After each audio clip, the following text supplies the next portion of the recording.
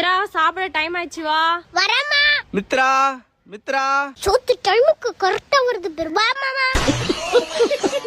மாமா சாப்பிடுறியா மாமா? சொல்லு மித்ரா. அம்மா மாமாக்கு சாப்பாடு போடு. இப்பதானே சாப்பிட்டான்.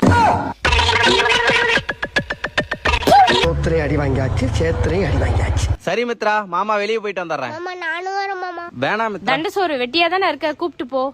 சரிக்கா, வா போலாம். இன்னைக்கு என்னெல்லாம் பண்ண போறாரோ. மித்ரா, நீ டாக்டர் தானே, கமிட் ஆவறதுக்கு ஏதாவது மாத்திரை இருந்தா சொல்ல. மாமா வாழ்க்கை நோக்கி ஓடு, வாண்டடா எல்லாம் வரும். டேய் என்னாச்சுங்க, கூட்டமா இருக்கு? ஏதோ ஆக்சிடென்ட் போல. ஆக்சிடென்டா? மித்ரா நீ டாக்டர் தானே, போ போ போ, காப்பாத்து போ போ போ. எங்க போனவள ஆளையே காணோம். டாக்டர்னு அவனும் நம்பலையா?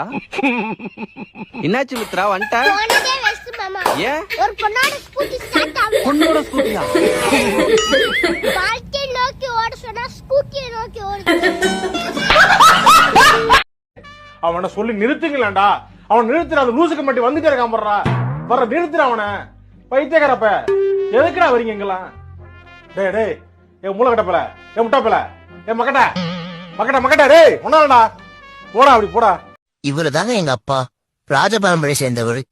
7 தலைமுறைக்கு உட்கார்ந்து சாப்பிடுற அளவுக்கு சுத்து இருந்துச்சுன்னு சொல்லுவாரு. அப்புறம் ஏன்பா கஷ்டப்படுறேன்னு கேட்டா இவரு 8வது தலைமுறையா. சரி, நான் செவனே தானா போய்க்கிருந்தேன்.